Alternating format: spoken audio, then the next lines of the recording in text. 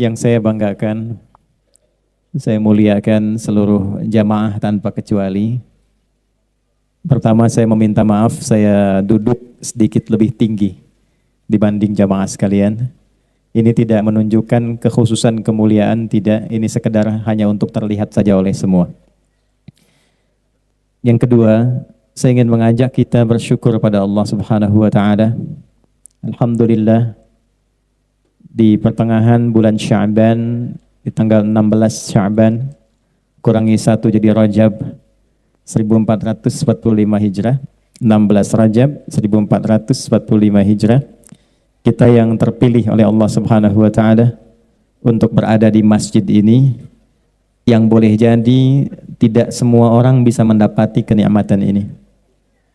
Saya berangkat tadi dari hotel, saya dengar sayup-sayup, alhamdulillah beragam kegiatan.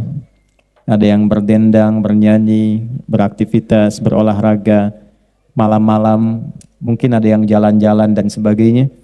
Kita yang dipilih oleh Allah Subhanahu wa taala untuk berada di tempat mulia ini, untuk kembali mengenal tentang diri kita. Sehingga kita tahu mengapa kita diciptakan. Mengapa kita berada di muka bumi ini. Apa tujuan hidup kita sebetulnya? Mau kemana kita? Setelah kehidupan ini berakhir di bumi, kemana kita berpindah? Apa yang kita dapatkan? Sebelum kita tercipta, Allah sudah menjelaskan semua pertanyaan tadi, sehingga tidak satu manusia pun beraktivitas di bumi kecuali telah mengetahui tentang jati dirinya.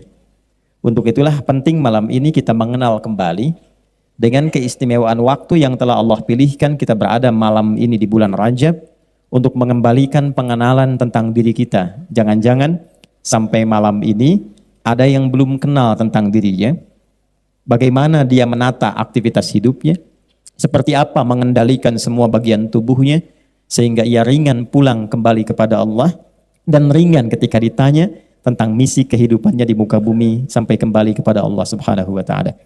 Itulah inti pertemuan kita untuk mengenal keutamaan bulan Rajab. Hadirin sekalian, izinkan saya memadatkan dulu sebelum kita masuk ke Isya. Nanti ba'da Isya kita lebih santai. Kita bisa berta'aruf, ya. Tak kenal maka tak sayang, ta'aruf, ya. Kenal itu tidak harus selalu sayang. Antum kenal dengan istri tetangga, kan tidak harus sayang. Gitu kan ya? Nah, kalau belum kenal kita ta'aruf, saling mengenal secara dalam, sehingga dengan pengenalan itu kita mengerti cara berkomunikasi. Oh, ini kawan saya, tahu cara berkomunikasi. Ini atasan saya. Kalau tidak mengenal itu atasannya, sulit untuk berkomunikasi dengan baik. Sehingga apa yang didapatkan tidak maksimal untuk bisa diraih.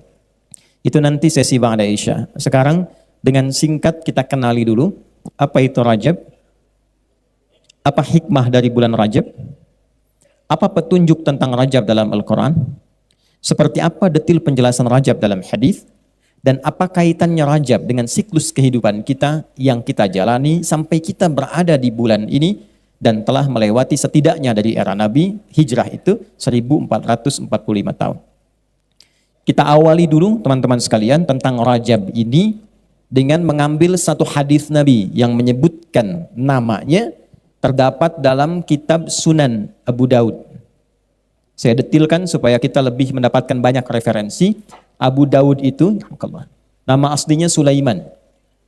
Siapa nama aslinya? Sulaiman. Dari Sijistan. Sehingga dikenal dengan nama Sulaiman As-Sijistani. Punya keunggulan, mudah sekali melunakkan dan menaklukkan hadis. Dalam tanda petik maksudnya, kalau disebutkan tahu, oh ini riwayatnya si fulan sampai ke Nabi. Ini statusnya sahih, yang ini dhaif, lemah. Yang ini bermasalah, yang ini benar. Oh maknanya begini, dulu ada nabi yang mudah sekali melunakkan besi, dikenal dengan Nabi Daud alaihissalam. Maka dikenal kitabnya dengan Sunan Abu Daud. Nah, Sunan kan banyak tuh ya.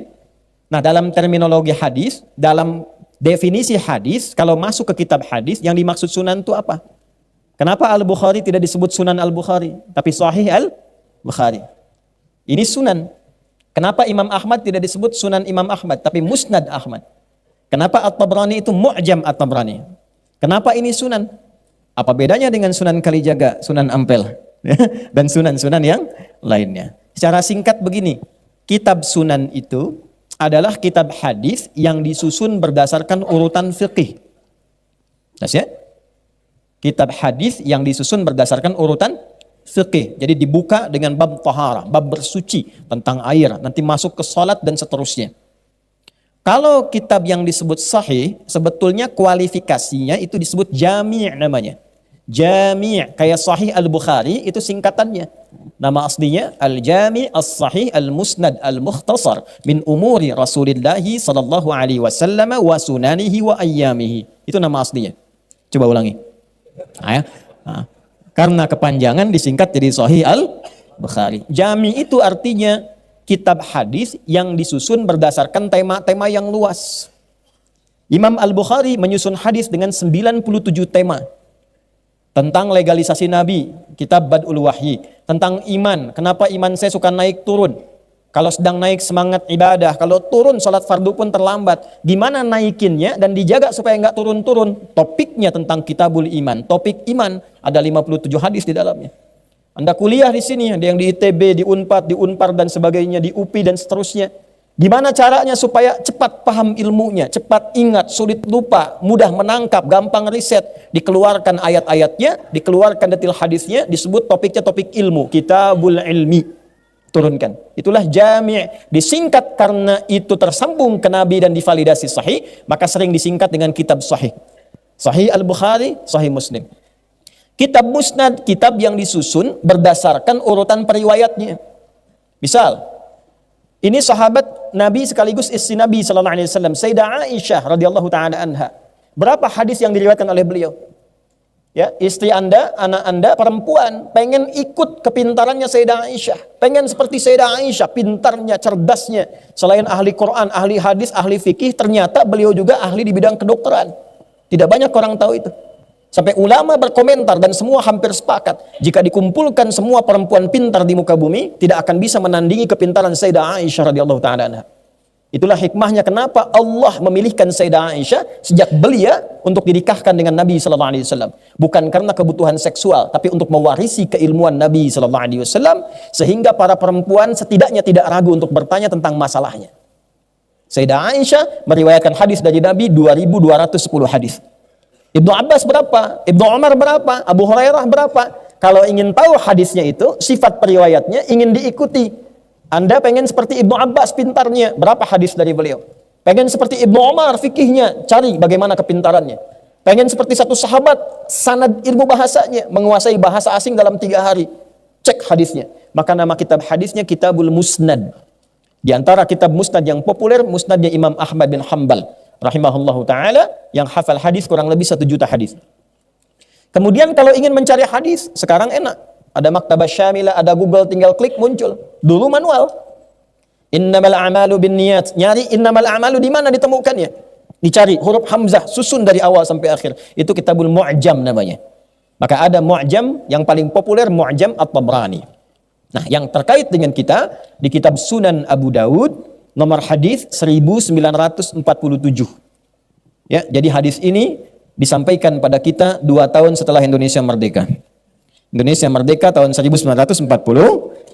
Ini nomor hadisnya 1940. Nah, itu gampang ingatnya begitulah ya.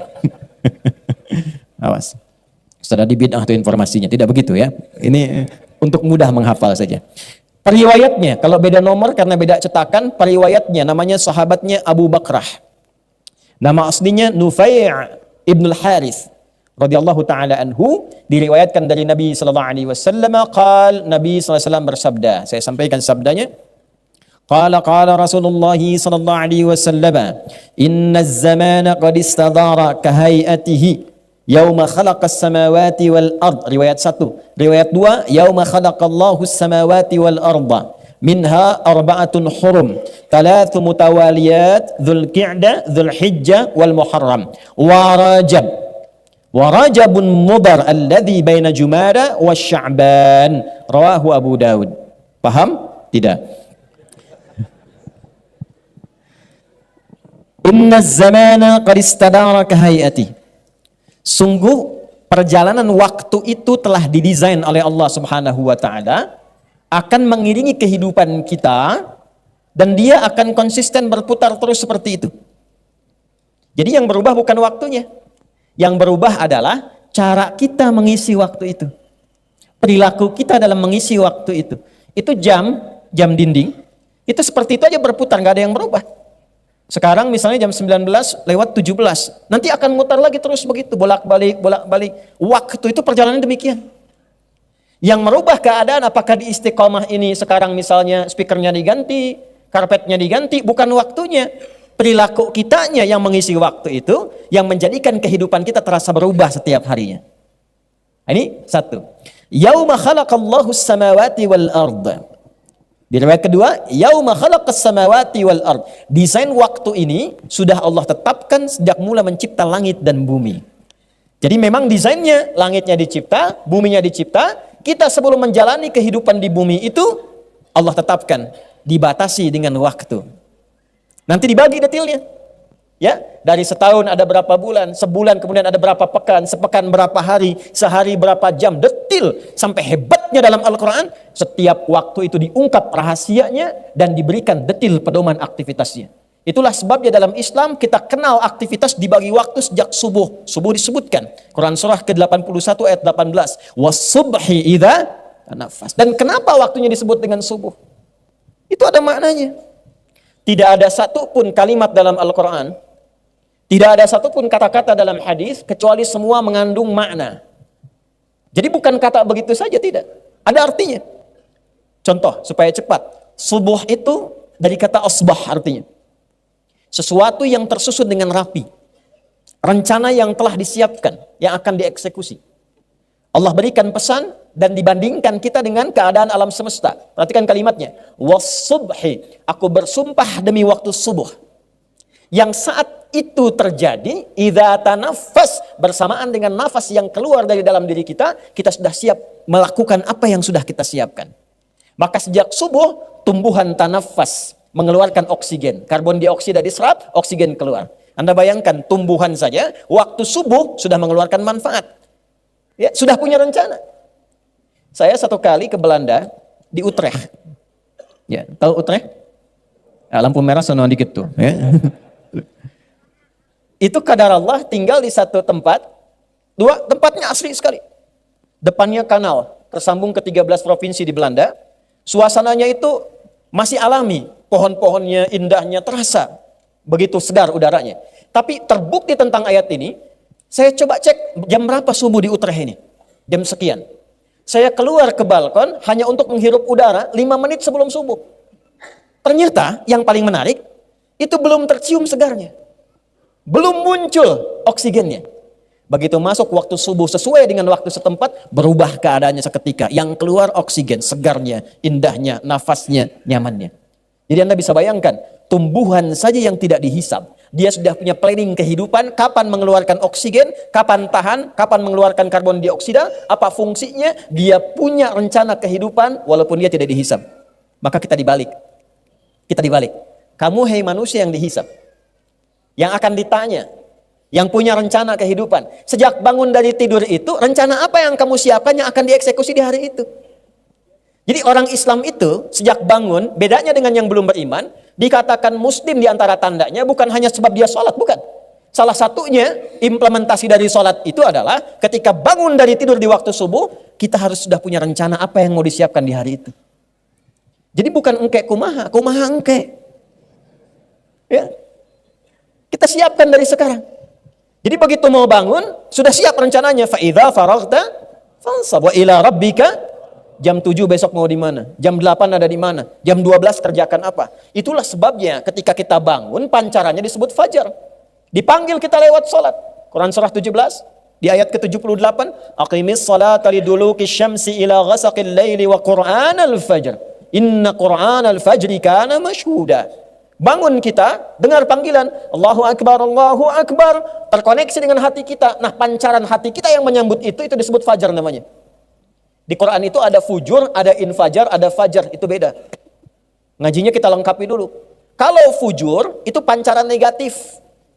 Yang tak nampak secara kasat mata, tapi mengeluarkan sebuah perintah. Contoh, nafsu itu pancarannya disebut fujur namanya.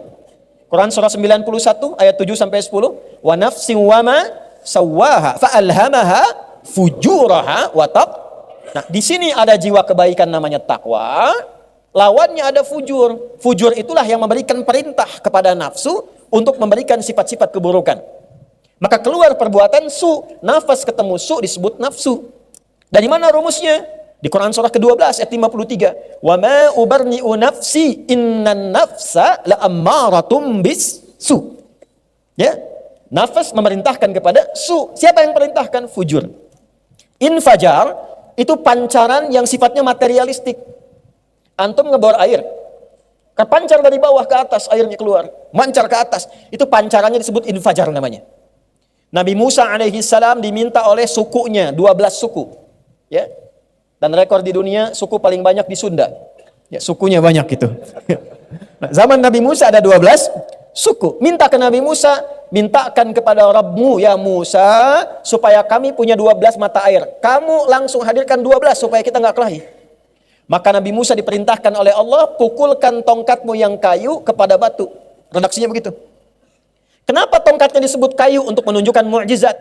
Tongkat kayu biasa dipukul ke batu. Kayu dengan batu kuat mana? Batu. Jadi kalau tongkat biasa dipukul ke kayu, ke batu, itu pasti patah tongkatnya. Tapi karena tongkat Musa mukjizat dipukulkan ke batu, terpancarlah dari batu itu keluar 12 mata air. Ketika terpancar itulah disebut oleh Quran dengan infajar. Quran surah kedua Al-Baqarah di ayat ke-60. Wa idzistasqa Musa liqaumihi faqulna drib bi'asakal hajar. Asa tongkat kayu, hajar batu. Fanfajarat min husnata asyrata aina. Maka terpancar 12 mata air. Tongkat Musa kayu dipukulkan ke batu karena mukjizat, terpancarlah 12 mata air. Anda pengen coba tongkat Anda emas, pukulkan ke batu, keluarlah 12 air mata. Nah itu infajar. Fajar beda. Ya, fajar. Jadi kalau kita pahami secara materialis, fajar itu ya cahayanya ketika membelah kegelapan malam. Tapi asal katanya itu pancaran yang tidak kasat secara mata, tapi memberikan sebuah respon. Begitu dipanggil bangun tidur, Allahu Akbar, Allahu Akbar. Kadang tidur, tapi ketika dengar, kalau iman ada dalam diri kita, confirm tuh, langsung direspon, keluar. Ya Allah sudah adzan. Itu ada di Quran surah ke-8. Al-Anfal ayat yang kedua. Innamal mu'minuna alladzina idza dzukirallahu wajilat qulubuhum. Ciri orang beriman itu gampang kata Allah. Dan dari ciri inilah kita bisa melihat apakah iman kita itu lemah, sedang atau kuat. Tanda pertamanya, jika diperdengarkan nama Allah, disebutkan nama Allah, ada konfirmasi di hatinya, ada getaran. Itu getaran iman. Dan getaran iman ini beda. Gak sama dengan getaran biasa. Anda punya rasa cinta, ya, cinta pada istri, pada pasangan, pada anak, getarannya beda dengan getaran iman. Ya, ada getaran bikers di sini, saya dengar ada 27 ya, komunitas. Itu kan beda ketika Anda bawa motor, lihat polisi. Ya, getaran kan? Ada getaran ya? Itu getarannya beda tuh. Ya kan? Kenapa Anda ngebut? Izin Pak, mohon maaf, salah. Surat-surat lengkap? Lengkap Pak. STNK? Ada Pak. Helm pakai? Pakai. SIM ada Pak? Ada Pak. Ya, tahu ada lampu merah di sini? Tahu Pak. Kenapa ngebut juga? Saya tidak tahu, ada Bapak. Salah ya? Nah, jadi kadinya ya teh. Sampai mana tadi kita? Getaran. Ya, iman tuh beda. Allahu Akbar, Allahu Akbar. Connect seketika kalau ada iman. Ya Allah, sudah adzan. Nah, pancaran itu awalnya saat kita bangun terpancar itu, tiba-tiba bangun kita, itulah fajar. Makanya sholat pertama kenapa disebut fajar? Bukan hanya sekedar matahari membelah kegelapan malam dengan sinarnya, tapi ada pancaran yang merespon suara itu sehingga kita bangun. Kenapa datang kita dalam sholat? Karena kita punya agenda. Kita hanya mampu merencanakan, tidak mampu untuk menentukan.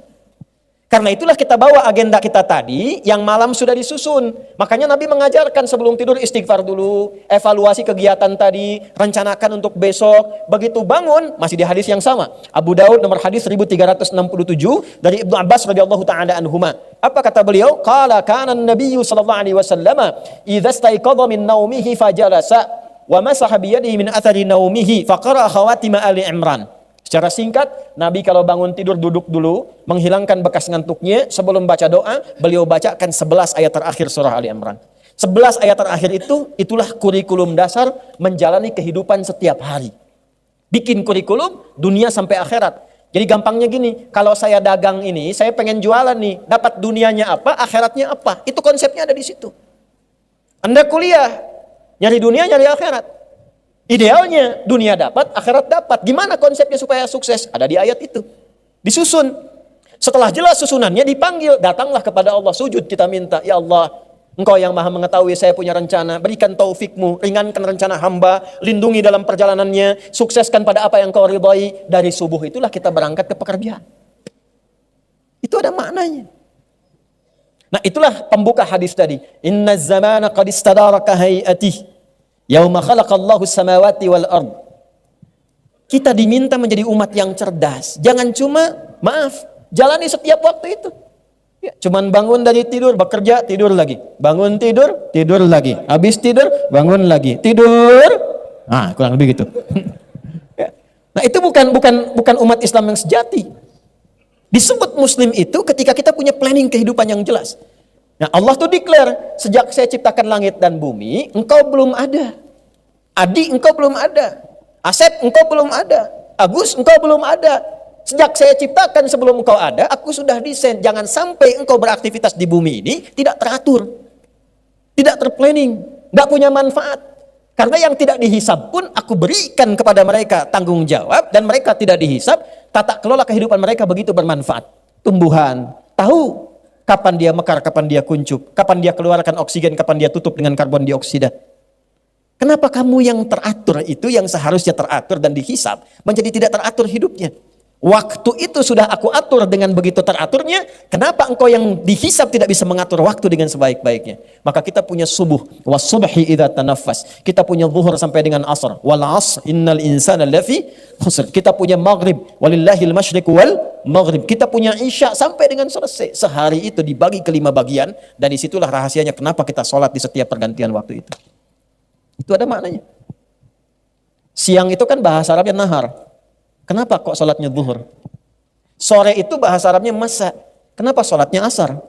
Malam itu bahasa Arabnya lail. Lail itu malam. Lail malam. Lailah ada yang istimewa di malam itu. Jamaknya layali, lela, lili, lala. Itu asalnya malam. Ibu leli, ibu malam-malam. Ya. Tapi sholatnya kenapa isya? Kenapa bukan sholat laila misalnya? Kenapa sholatnya isya? Ya, itu poinnya. Semua ada maknanya. Dari semua waktu yang diatur itu, kata Allah, aku tetapkan melalui lisan Rasulullah, nanti saya sebutkan ayatnya. Kata Nabi, dan dalam perjalanan masa itu garis besarnya setahun dibagi 12 bulan.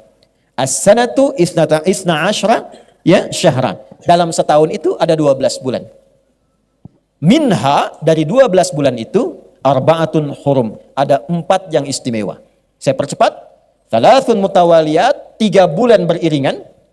Dzulqa'dah bulan 11, Dzulhijjah bulan 12, Al-Muharram bulan pertama. Nah, ketemu di sini. Wa Rajabun Mudhar alladzi baina Jumada wa Sya'ban. Dan bulan Rajab yang istimewa letaknya terletak antara bulan Jumada yang ke-6 dan bulan Sya'ban yang ke-8. Kenapa disebut dengan Rajab? Ada apa di balik Rajab? Apa istimewanya Rajab? Itu yang akan kita bahas setelah menunaikan salat Isya berjamaah insyaallah. Sudah tiba waktu Isya ya? Baik ya. Nah, silahkan disusun saf. Saya tadi sudah jamaah, insyaallah nanti akan dipimpin oleh imam. Setelah Isya kita akan lanjutkan insyaallah. Assalamualaikum warahmatullahi wabarakatuh. Bersyukur pada Allah kita telah menunaikan salat Isya berjamaah beserta amalan-amalan sunnah yang menyertainya. Semoga salat kita diterima oleh Allah Subhanahu wa taala. Salat itu dari kata silah, akarnya sesuatu yang terhubung erat dan kuat. Pernah dengar silaturahmi? Hubungan kasih yang tersambung erat, sulit terpisahkan.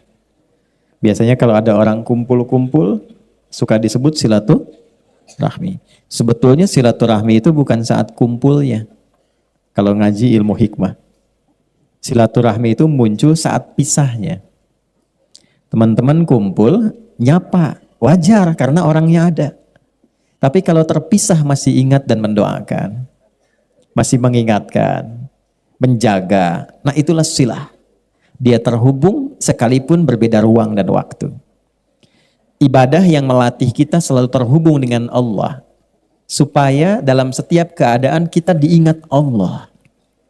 Itu ibadahnya disebut dengan sholat. Ya, itu yang dimaksud Quran, surah kedua Al-Baqarah ayat 152. Fadhkuruni adzkurukum. Berzikirlah kepadaku, ingatlah kepadaku, maka aku akan mengingatmu. Nah, sholat itu di Quran disebut dengan zikir. Quran surah 20 Thaha ayat yang ke-14. Innani anallahu la ilaha illa ana fa'budni wa aqimis salata li dzikri. Tunaikan salat dengan benar untuk mengingatku. Jadi saat salat kita sedang mengingat Allah, zikir. Makanya kita buang semua urusan dunia ke belakang. Kita katakan Allah yang agung, Allahu Akbar, dunia buang. Ya. Mogehu Akbar tuh, bikers, mana bikers? Ya. Buang mogenya. Maksudnya bukan mogenya dibuang begitu, bukan. Ya, buang dalam benak kita dunia. Ya. Bisnis buang ke belakang. Karena problem orang sholat itu tidak tersambung dengan Allah itu karena saat takbir dunia masih di bawah, padahal tangannya membuang. Itu ada bukunya. Ya, ada kitabnya. Jadi bukan sembarangan mengangkat, bergerak, berbicara dalam sholat itu ada maknanya semua. Setiap hurufnya ada artinya. Allahu Akbar, buang urusan semua dunia ke belakang dan jadikan hanya Allah yang agung pada diri kita. Itu maksudnya terkoneksi. Kalau benar terkoneksi dari awal sampai akhir itu, dijagalah kita oleh Allah, diingat karena kita ingat Allah, diingat oleh Allah. Antum touring, dijaga oleh Allah kalau kita menjaga haknya Allah. Antum bisnis, dijaga oleh Allah, maka diingatkan ketika ada proyek yang tidak benar, Allah mengingatkan. Tanpa sadar kita kan punya fitrah. Nah, fitrah ini punya dua kecenderungan. Kecenderungan pertama, kecenderungan kepada nilai spiritual, agama, ad-din. Itu ada di Quran surah ke-30, di ayat ke-30. Fa'aqim wajhaka lid-dini hanifa fitratallahi allati fataran nasa 'alaiha. Hadapkan, patuhi oleh dirimu sepenuhnya pada ketentuan ad-din. Makanya setiap manusia itu pasti punya kegundahan untuk mencari ketenangan spiritual. Karena saat tercipta itu ada komitmen dengan Allah Tuhannya. Saat hidup mencari. Kan kita itu ada fisik, disebut manusia itu ada fisik, jasmani. Ada akal, aklani. Ada roh, rohani, spiritual. Masing-masing itu butuh asupan. Fisik jasmani butuh makan, butuh minum. Tak makan, tak minum, lemah, sakit, meninggal. Akal butuh makan, minum. Makanan minumannya apa? Baca Iqra.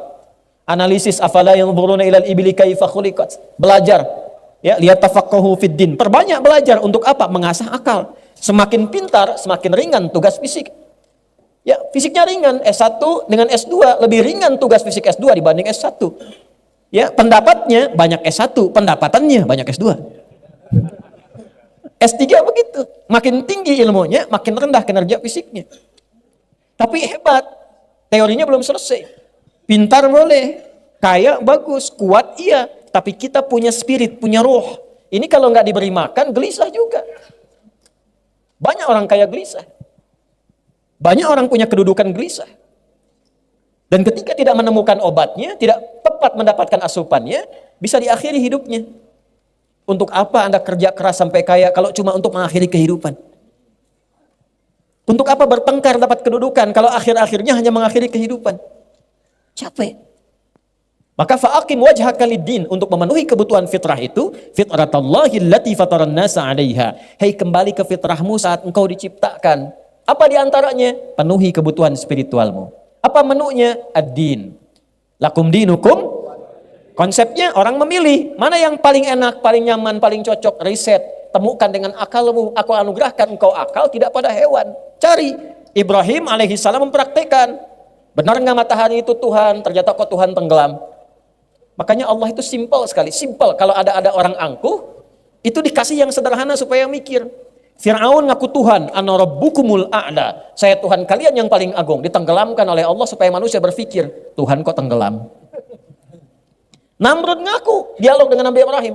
Di Al-Baqarah ayat 258 itu kan. Kalau Tuhan mau menghidupkan, mematikan, aku pun menghidupkan, mematikan. Ya, kasih nyamuk. Tuhan kecelip nyamuk, meninggal. Yang simpel-simpel aja. Ya, sehingga kita riset, kita lihat. matahari tenggelam, bulan hilang. Apalagi yang mau diagungkan sampai kita menemukan inni wajjahtu wajhiya lilladzi fataras samawati wal, kembali kepada Allah. Nah, menundukkan sampai tunduk, patuh, taat untuk menemukan yang sejati, itu bahasa Arab disebut dengan Islam. Maka ditegaskan di Quran surah ketiga Ali Imran ayat 19. Innad dina indallahil Islam. Ketika disebut Islam bukan hanya nama, dibalik Allah tuh balik nanya ke kita, benar enggak Islam itu agama yang benar? Dari mana taunya? Apa buktinya? Maka dipaparkanlah petunjuk dalam keislaman yang mengiringi perjalanan kehidupan kita, supaya kita kenal, tahu, oh ini kebenaran Islam tuh di sini.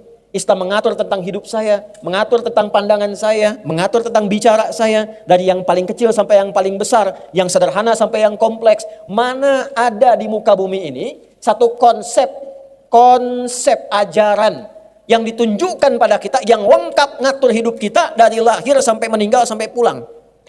Kalau manusia yang bikin, mustahil.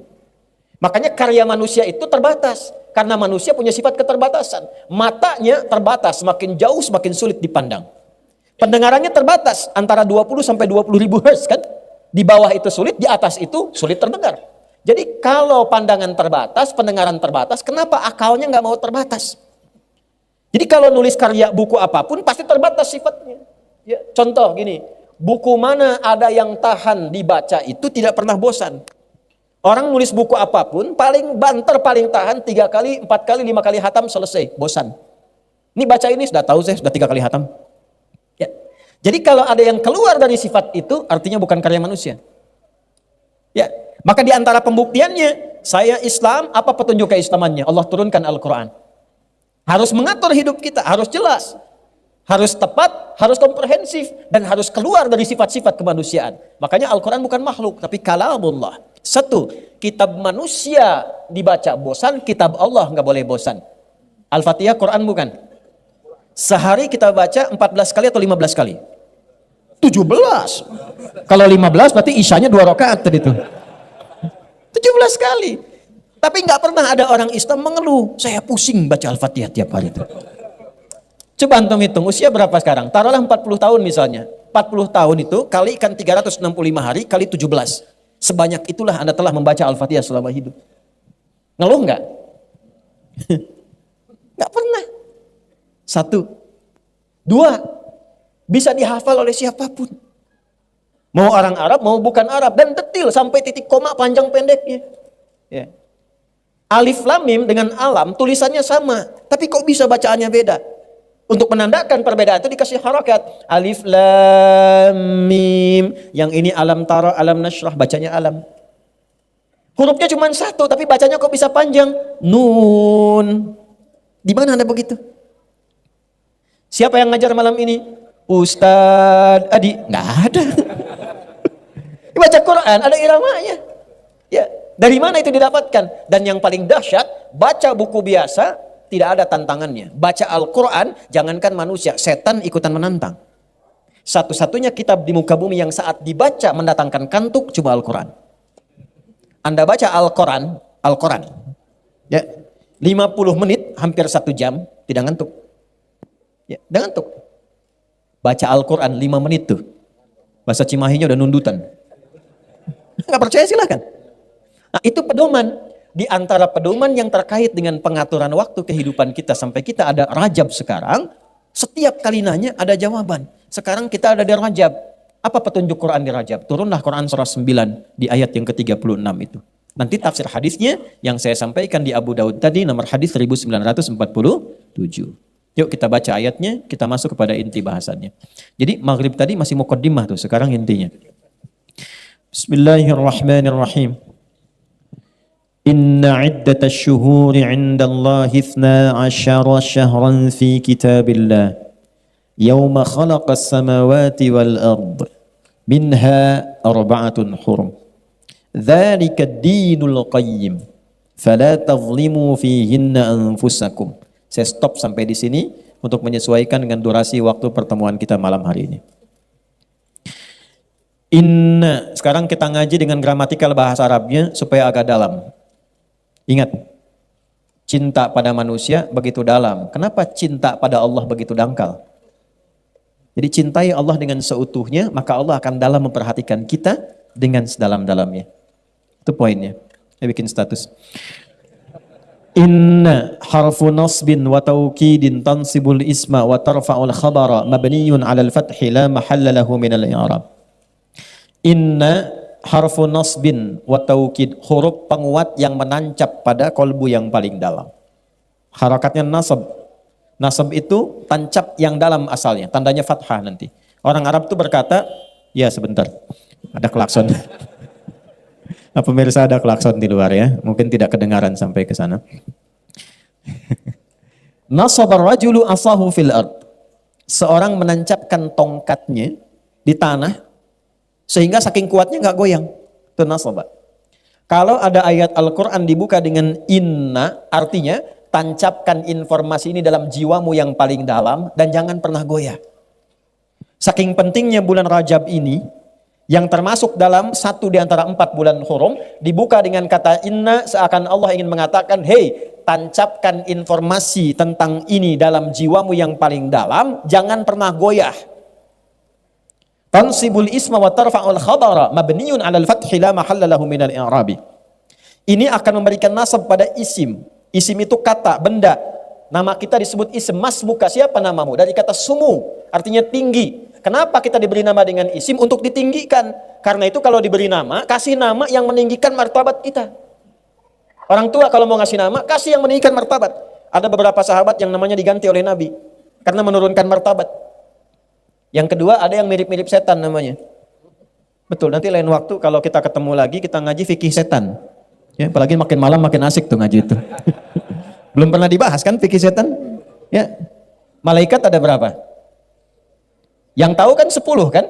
Ya, tahu 10. Setan ada berapa? Malaikat itu jumlahnya di Quran disebutkan 88 kali. Bukan jumlah malaikatnya, jumlah katanya 88 kali. Setan disebutkan 88 kali. Dari sekian banyak malaikat yang bertugas efektif ya mensupport kita itu 10 nanti. Yang kita kenal. Setan itu dari sekian banyak, ada yang provokasi kita itu 9 jenis setan. Dari setan rumah, setan kantor, setan pasar sampai setan masjid. DKM, jangan salah. Di masjid ada setannya. Jangan salah. Tugasnya 2. Tugas pokok yang pertamanya menggoda DKM masjid. Betul, bukan jamaah dulu, DKM dulu. Jamaah satu digoda, nggak datang, yang lain datang. Tapi kalau DKM digoda, pecah kondisinya, malas orang datang. Kenapa nggak ke sana? Malas ah, masjidnya aja istiqomah, DKM-nya enggak.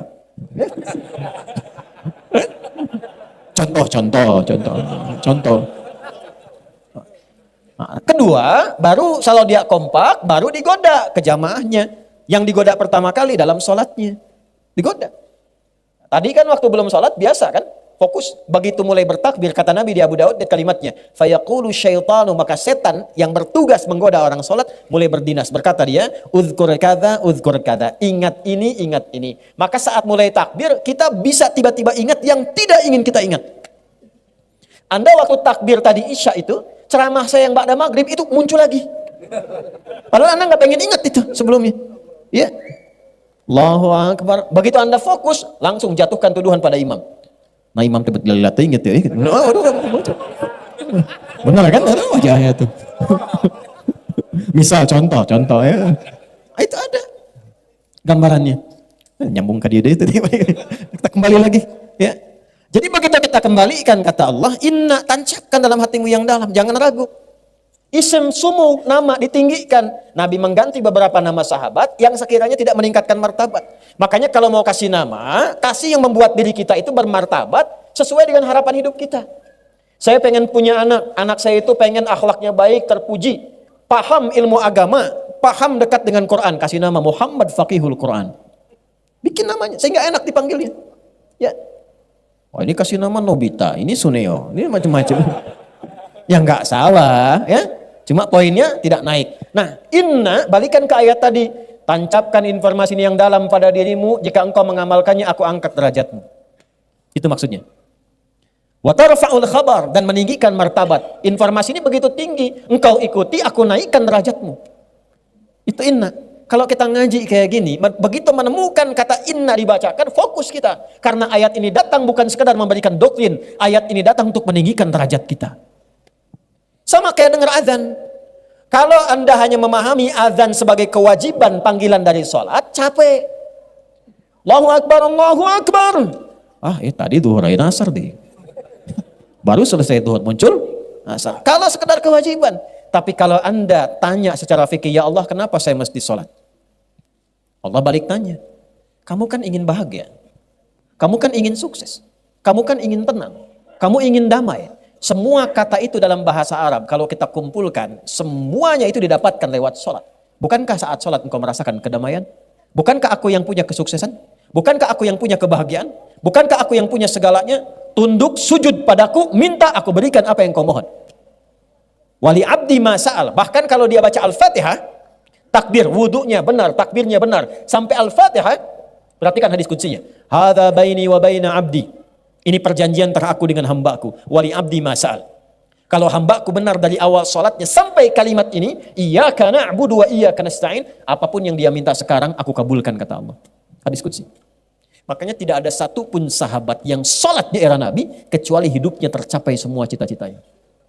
Semua, yang bisnis makin kaya, yang pintar makin pintar dari segi ilmu, yang punya kedudukan makin tinggi, semua tercapai. Semua. Nah, semua kata itu kalau disatukan dalam bahasa Arab disebut falah namanya. Falah. Jadi kalau sukses saja, tapi belum tentu bahagia, itu fauz namanya. Fauz. Ya, fauzi, fauzan, faizah, faizin, faiz. Ada yang namanya faiz. Artinya orang yang diharapkan sukses dalam hidupnya. Walaupun belum tentu bahagia. Kalau dia itu diharapkan bahagia selama hidupnya, belum tentu sukses. Tapi bisa itu. Ya, tapi diharapkan bahagia, itu fariha. Orangnya farah. Sifatnya farhan, Muhammad Farhan, Farah Queen dan sebagainya, farah. Aku naon nih? Farah, bahagia, belum tentu sukses. Sok pilih mana ya? Kaya tapi gelisah atau miskin tapi tenang? Gak ada pilihan ketiga, tong maksa. Apalah saya. Sukses tapi tidak bahagia atau bahagia tapi tidak sukses? Sok pilih mana? Di belakang ibu-ibu mah tuh udah sukses dan bahagia. Alhamdulillah. Nah, ibu bahasa Arabnya sukses dan bahagia namanya falah. Falahun. Di mana ada agama di muka bumi ini yang mensupport pemeluknya supaya sukses dan bahagia 5 kali sehari. Diperdengarkan di telinganya, dikeraskan didengar. 24 jam terdengar di semua tempat. Diperdengarkan di telinga. Telinga bahasa Arabnya disebut udhun, jamaknya disebut adzan. Dalam adzan diperdengarkan, hayya 'alas shalah. Anda tanya, kenapa mesti salat? Hayya 'alal falah. Karena salat mengantarkan engkau pada pemilik kesuksesan. Salat mengantarkan engkau pada kebahagiaan. Salat membuat engkau tenang. Salat mendekatkan engkau pada rizki. Jadi kalau kita tahu panggilan adzan, panggilan salat itu untuk mengantarkan kita pada semua kenikmatan yang kita harapkan, tidak ada perasaan malas. Allahu Akbar, Allahu Akbar. Ya Allah, panggilan kesuksesan. Labbaik ya Allah, datang saya. Allahu Akbar, Allahu Akbar. Panggilan ketenangan, saya sedang gelisah. Datang saya ya Allah. Allahu Akbar, Allahu Akbar. Tuan keras tasting Itu keras banget suaranya, tolong kecilkan sedikit. Nah, belum paham. Kalau belum paham, dipahamkan. Belum tahu, diberitahu. Jangan dimarahi. Allahu Akbar, Allahu Akbar. Misi Pak, mohon bisa dikecilkan suaranya. Kumain gue. Kumain teh. Jadi ada sesuatu yang mesti kita pertemukan di situ. Balik ke hadis tadi. Kan baru inna, masih panjang ini. Kita sampai jam berapa? 12 ya. Nah kan udah sampai jam 12. Saya jam 9 selesai. Ya. Terus inna harfu nasbin wa taukidin tansibul isma wa tarfa'ul khabara mabniyun 'alal fathi la mahalla lahu minal i'rab. Kuatkan 'alal fathi, buka. Hatinya buka.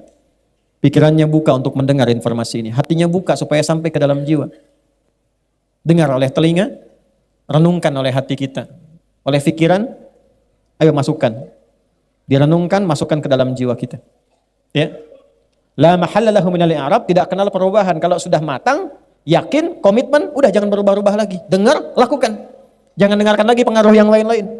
Kalau Allah sudah menyampaikan firman-Nya, dengarkan, renungkan, tancapkan ke hati, yakini dengan kebenaran iman kita, sudah nggak usah dengar yang lain-lain lagi. Jangan ragu lagi, karena iman itu yakin tanpa ragu. Kebanyakan sekarang yang terjadi, yakin ada ragunya. Orang dulu yakin tanpa ragu, begitu dengar mereka katakan sami'na wa ata'na ghufranaka rabbana wa ilaikal masir. Al-Baqarah 285. Sami'na, kami dengar, wa ata'na, kami taati karena kami yakin. Orang sekarang sami'na wa nanyaina. Kami dengar, kami konfirmasi, tanya lagi. Kenapa subuh mesti 2 rakaat? Kenapa Isya mesti 4? Akhirnya lambat mendapatkan capaiannya, banyak nanya. Kalau jelas, langsung lakukan. Apa informasi di ayat itu? Inna iddatash syuhuri 'indallahi 12 syahran fi kitabillah. Aku tegaskan pada dirimu, tancapkan info ini ke dalam yang paling dalam pada lubuk hatimu, jangan pernah ragu. Buka pandanganmu, resapkan pada jiwamu, jangan terjadi perubahan setelah aku sampaikan firmanku kepadamu. Kala engkau beraktivitas, atur waktumu. Jangan sampai hidupmu tidak teratur. Aku tetapkan setahun sejak mencipta langit dan bumi, ada 12 bulan. Jadi Islam itu punya visi panjang, minimal kita atur agenda setahun ke depan mau ngapain. Jangan cuma tertulis di kalender angka, tapi kegiatannya nggak jelas. Bikin kegiatan. Ini adik-adik mahasiswa nih. Kapan mau lulus? Kapan mau lulus? Berapa IPK-nya saat lulus? Evaluasi. Saya setahun kuliah nih, dapat apa setahun kuliah itu? Saya sebelum berangkat ke kampus itu, saya sudah tanya. Saya cita-cita pengen jadi A, saya turunkan. Saya pengen jadi ahli tafsir, pengen dekat dengan Quran, pengen ini itu, turunkan. Ilmu apa yang saya dapatkan? Kampus mana yang mendukung cita-cita saya ini? Di mana tempatnya? Ada apa di situ? Saya sebelum berangkat ke Tripoli, tanya kampusnya apa? Kuliah dakwah. Berapa jarak masjid ke asramanya? Saya hitung. Berapa jarak asrama ke perpustakaan? Ke kelas berapa? Di perpustakaan ada berapa ruangan? Kitab apa di ruangan 1 sampai seterusnya? Apa setahun yang bisa saya dapatkan di situ? Sebelum berangkat saya tanya teman-teman di sana, buku apa saja selama setahun diajarkan pertama masuk ke sana? Kita punya peta. Quran surah ke-59 itu ayat ke berapa? Ke-18. Ya ayyuhalladzina amanu taqullaha wal tanzur nafsum ma qaddamat. Punya planning sampai ke akhirat. Minimal kata Quran, tata setahun ke depan tuh mau ngapain? Tancapkan ke jiwa. Tuh. Yang belum nikah kapan mau nikah? Hah? Tuh. Yang sudah berumah tangga, bagaimana bisa mewujudkan samara, sakinah, mawadah dan rahmah? Planningkan. Nanti setahun itu bagi lagi. Bagaimana cara membaginya? Indah, semua namanya diatur dari Al-Muharram sampai dengan Dzulhijjah. Setiap 12 ini dibagi berapa bagian? Ramadan kita ngapain, Syawal kita ngapain, Dzulqa'dah ngapain, Dzulhijjah ngapain. Makanya setiap bulan itu ada pedomannya, ada momentumnya. Ini saya tanya nih, potong sapi kurban, kambing kurban, itu bulan apa? Dzulhijjah. Orang sehebat-hebatnya puasa, nggak ada yang potong sapi kurban saat Ramadan. Coba silahkan cek. Terlampau soleh tuh. Ya. Walaupun tidak dilarang, tapi tidak disebut dan disifati dengan udhiyah kurban karena ada waktunya. Pertanyaannya, kok bisa di waktu itu? Itu ada urutannya. Kenapa haji di puncak yang terakhir bulannya? Kenapa Al-Muharram di awal dan namanya pakai al? Asalnya bukan Muharram tapi Al-Muharram. Kalau Muharram itu yang dilarangnya, wujud perbuatannya. Misal, maaf, zina Muharram, selingkuh Muharram, mabuk Muharram, korupsi Muharram, menipu Muharram. Hukumnya disebut haram. Hukum zina apa? Haram. Perbuatannya Muharram. Kalau kita ingin komitmen meninggalkan itu, waktu kita meninggalkan semua yang dilarang, tambahkan al di depannya, Al-Muharram.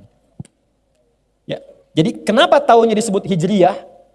Hijrah tambah ya, ikut tak sifat. Jadi kalau Anda ingin ikut berhijrah, ambil sifat-sifat orang hijrah. Hijrah itu bukan sekedar pindah tempat, sifatnya.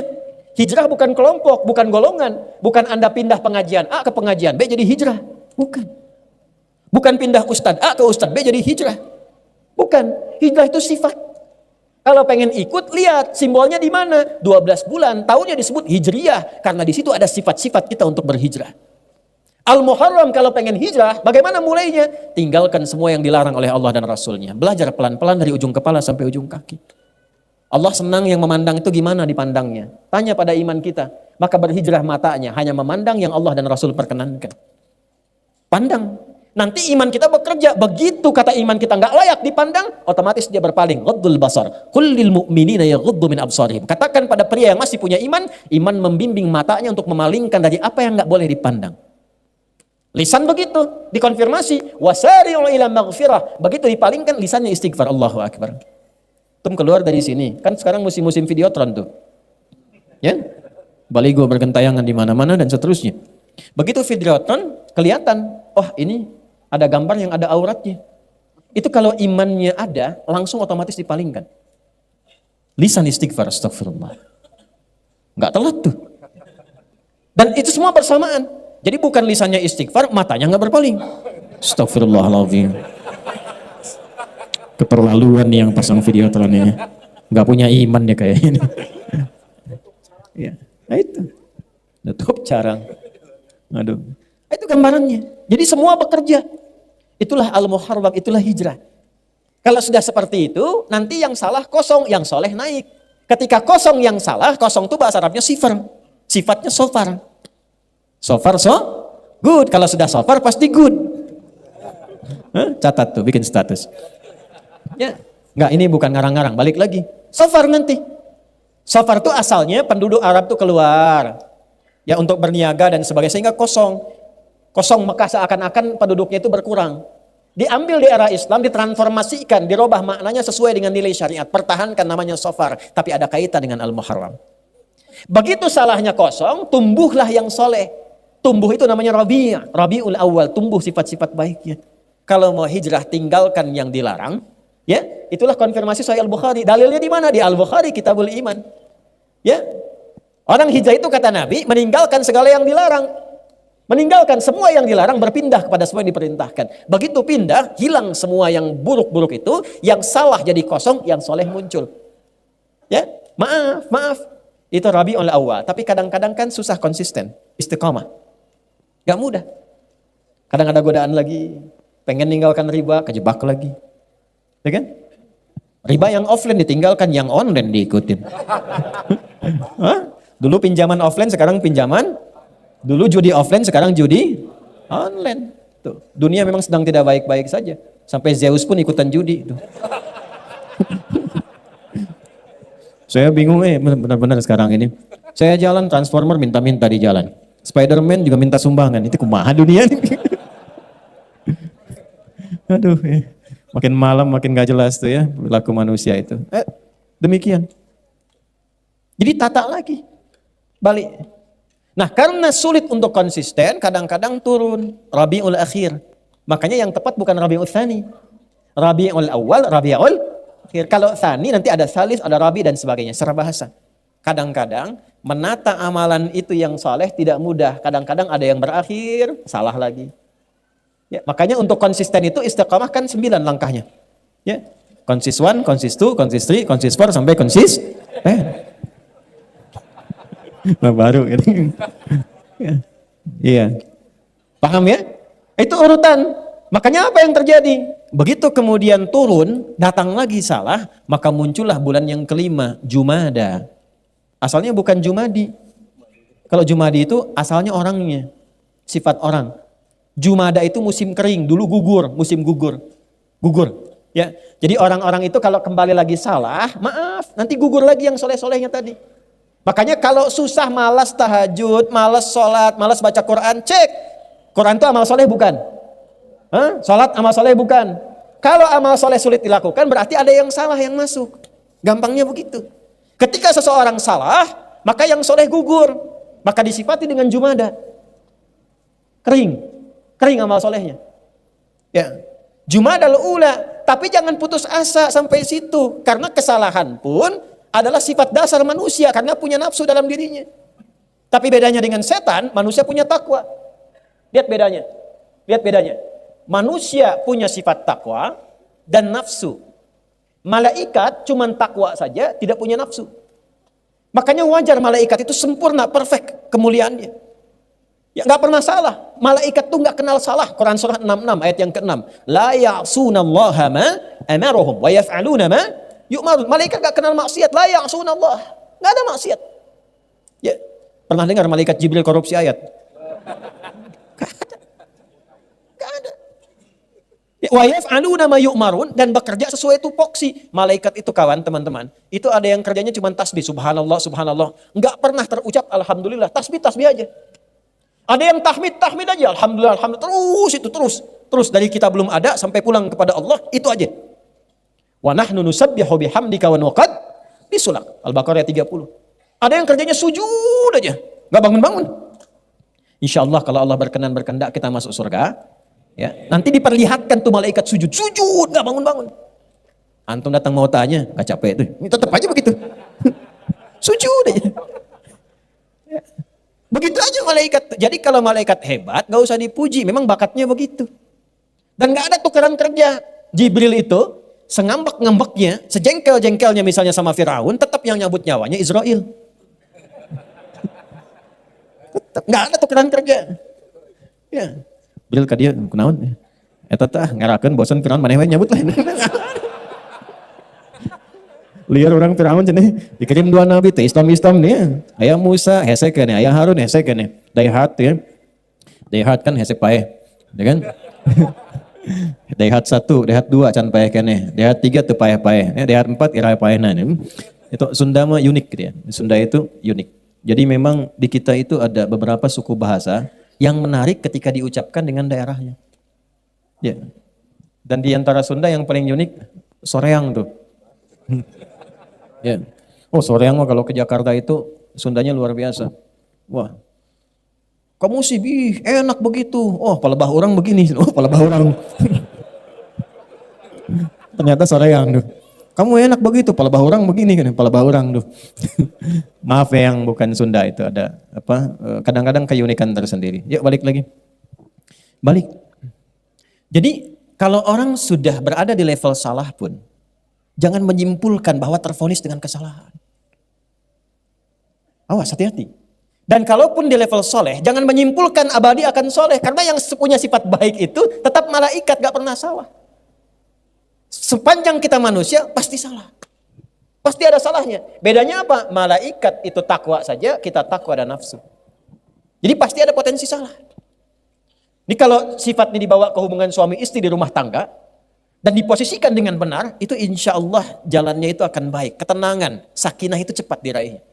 Makanya bahasa Quran di Quran surah keempat ayat 19, kalau pasanganmu berbuat salah, jangan marah dulu.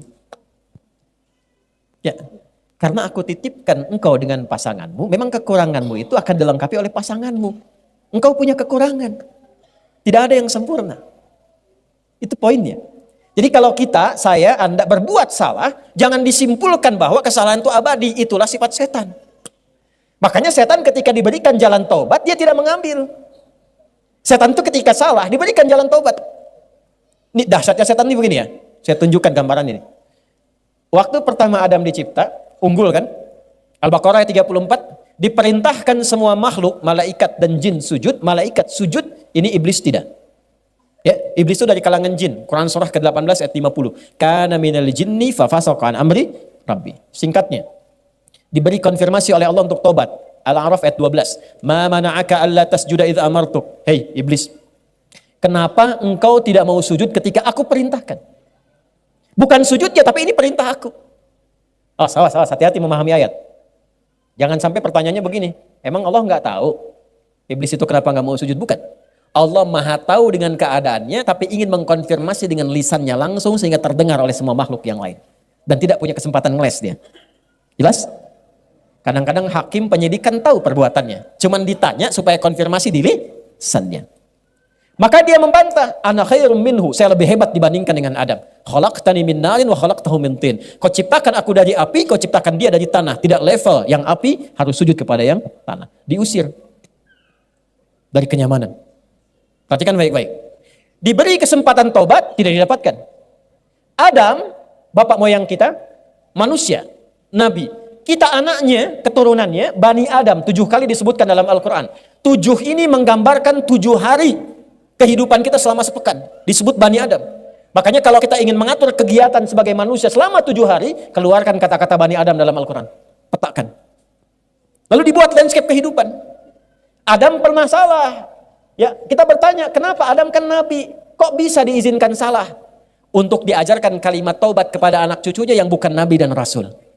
Mudah bagi Allah mengatakan, Adam jangan dimakan ya. Aku kan ingatkan kemarin itu godaan setan aja. Tapi kenapa diizinkan lewat istrinya, kemudian termakan itu oleh keduanya, untuk menunjukkan risalah taubat bagi anak cucunya yang bukan nabi dan rasul yang tidak terjamin dengan sifat maksum. Itulah sebabnya Al-Baqarah ayat 37, Fatalaqqa Adamu mir rabbih kalimatin fataba alaih. Maka Allah turunkan kalimat supaya diajarkan oleh Adam ke anak cucunya, kalau kamu salah baliknya begini. Jangan simpulkan selamanya kamu salah sehingga kamu mengakhiri kehidupan dalam kesalahan. Rasanya saya banyak dosa, nggak akan mungkin termaafkan, nggak akan mungkin dihapuskan. Rasanya sulit bagi Allah mengampuni dosa saya. Ingat, itu provokasi iblis yang pertama pada manusia yang berbuat salah. Jadi kalau ada orang menyimpulkan saya salahnya banyak, tak mungkin jadi baik, itu bisikan iblis yang pertama yang pernah dia dapatkan saat terusir dari rahmat Allah Subhanahu wa taala. Kita beda. Ada kisah di Nabi Musa. Nabi Musa itu gelarnya Kalimullah, yang diajak dialog oleh Allah. Iblis tahu dekat dengan Allah, datang ke Musa. Ini kisah riwayatnya valid untuk memberikan contoh pada kita. Ya, betapa iblis istiqomah dalam kesalahannya. Ya. Musa, tolong mohonkan kepada Allah taubat untukku. Musa minta, ya Allah, aku bermohon kepadamu, iblis ingin taubat kepadamu, setan ingin taubat. Kata Allah, sampaikan kepadanya. Mudah bagi Allah untuk menyampaikan, tapi ingin mengajarkan kepada kita, kadang-kadang kalau orang banyak salahnya itu pengen cari wasilah untuk minta maaf. Ya, sama teman banyak utang, banyak salah. Mau nemuin malu, maka cari teman lain kan untuk berkomunikasi. Itu sifat dasar. Maka Allah sampaikan ke Musa, sampaikan kepada iblis, taubatnya akan aku terima kalau dia mau sujud ke kuburannya Adam. Untuk mengembalikan ke awal. Hormati itu sebagai perintah Allah. Bukan karena Adamnya, karena perintah Allah di awal, balikin lagi. Begitu disampaikan apa kata iblis? Musa, apa nggak berpikir kamu? Saat Adam hidup saja, aku nggak mau sujud. Apalagi Adam sudah dikubur. Iblis konsisten dengan keiblisannya.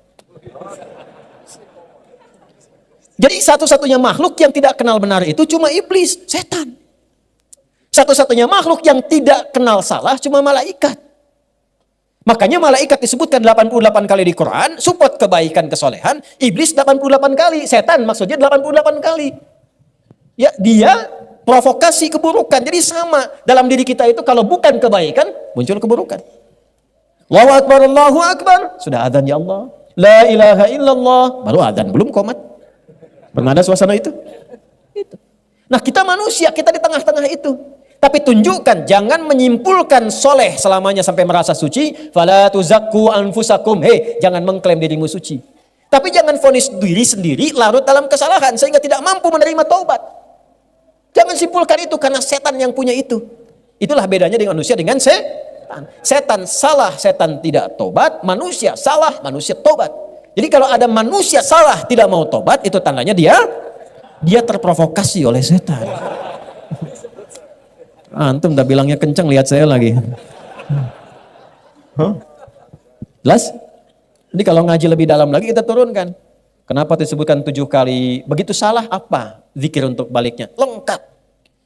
Zikir standar salah, Rabbana zalamna wa illam taghfir lana wa tarhamna lanakunanna minal. Itu kalimatnya siapa yang mengajarkan? Adam, dari Allah Subhanahu wa taala. Ada di mana? Di Al-A'raf. Nanti kalau pernah membunuh misalnya, maaf. Ya. Tapi jangan direncanakan. Habis ini kesel banget orang. Ini paihan cek waing. Hati-hati itu. Orang yang sengaja merencanakan pembunuhan, itu ayat Qur'annya jelas. Dia seperti pesan kafling di neraka. Dengan 5 keistimewaan. Udah neraka, istimewa. Betul, itu ada di An-Nisa. Khususnya di ayat 93-94. Awas, wa may yaqtul mu'minan muta'ammida, siapa yang merencanakan pembunuhan? Pembunuhan berencana. Ya, hati-hati, pembunuhan berencana. Surat 4 ayat 93 sampai 94-nya. Awas, hati-hati.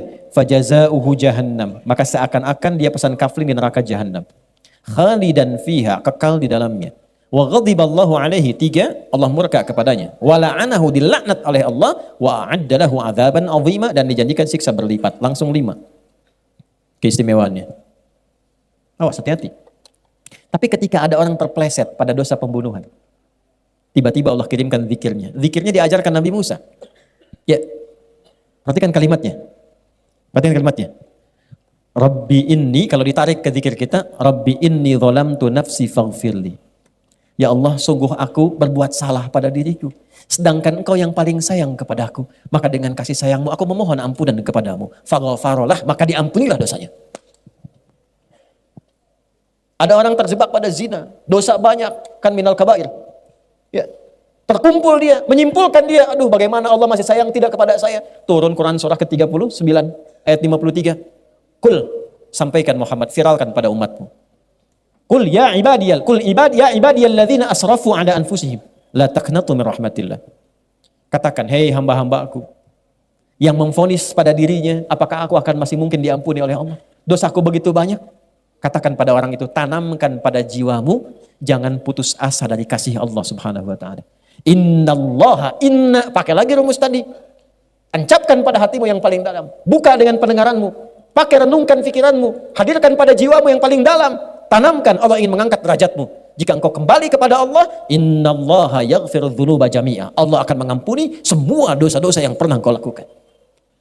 Nanti caranya beda-beda. Ya, kembali kepada jalan yang lurus untuk menata jadi soleh kembali setelah Jumada tadi, tata lagi jadi baik tuh. Ya. Nah, kembali kepada jalan yang baik itu taubat namanya. Kerel yang benar. Ya.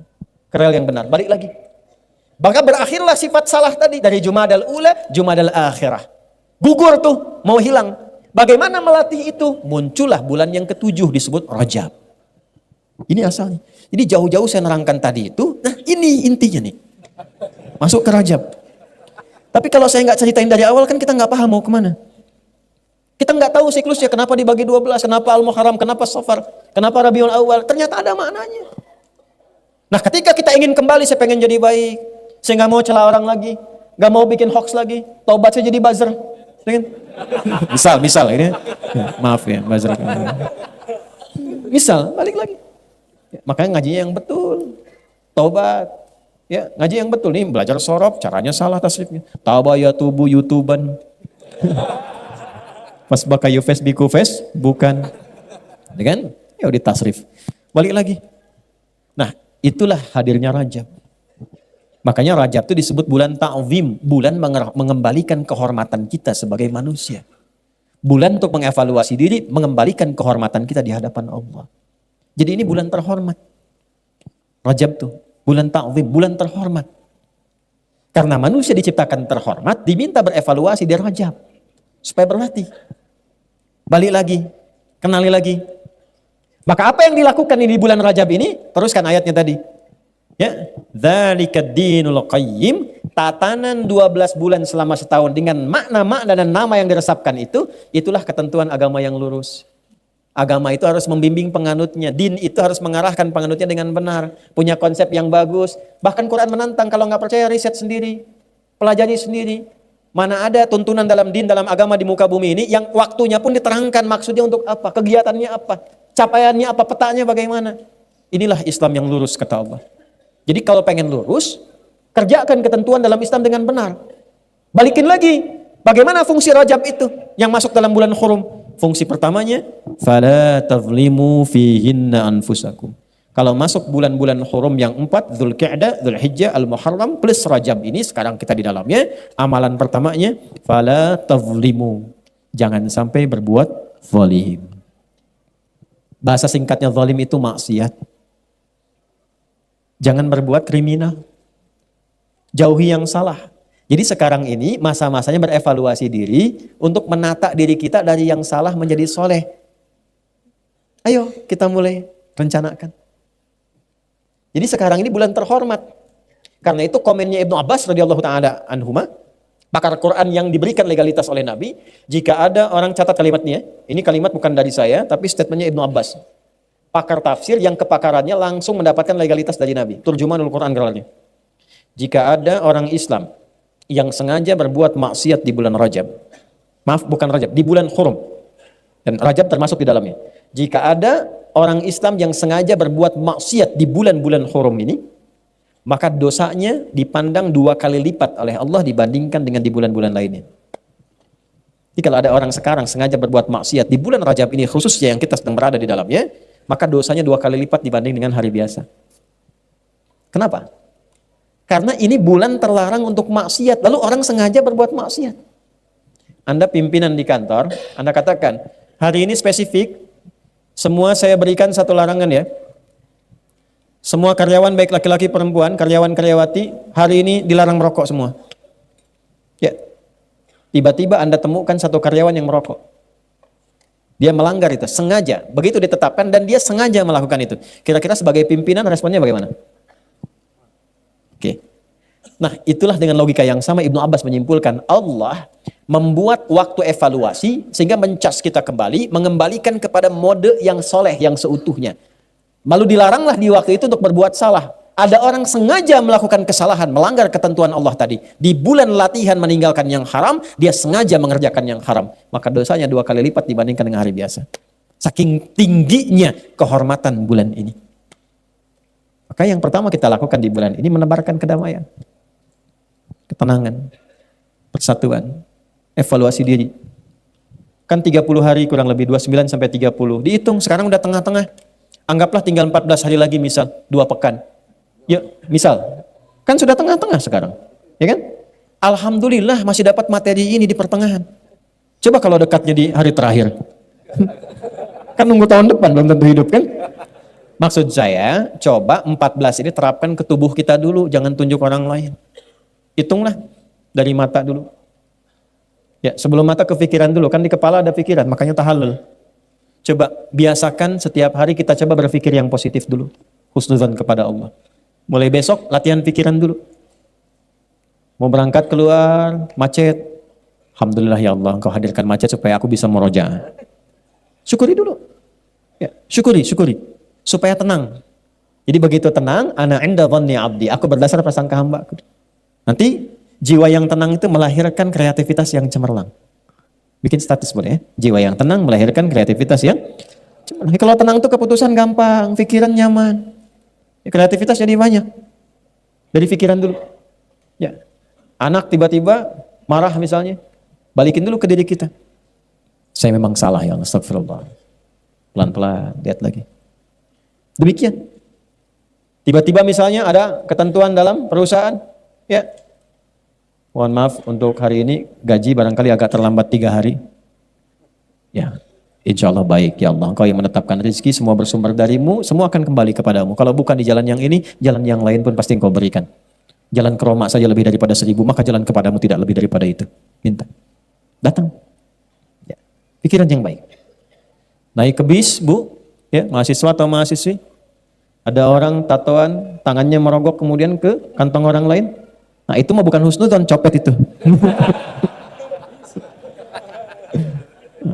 Yang benar. Tata pikiran kita. Besok sehari. Nanti dari situ turun ke mata. Latihan, lusa. Supaya melihat yang baik-baik saja. Yang tak baik gak usah dilihat. Ya, nanti ukuran yang tak baik itu apa? Iman. Iman kita ngukur. Coba status dilihat. Status orang lain diupdate, status diri sendiri gak pernah diupdate. Cek. Nanti dari mata turun ke mulut dulu, langsung ke hati aja. Mata turun ke mulut, jangan langsung ke hati aja, langsung ke hati. Ke lisan, atur bicara yang betul.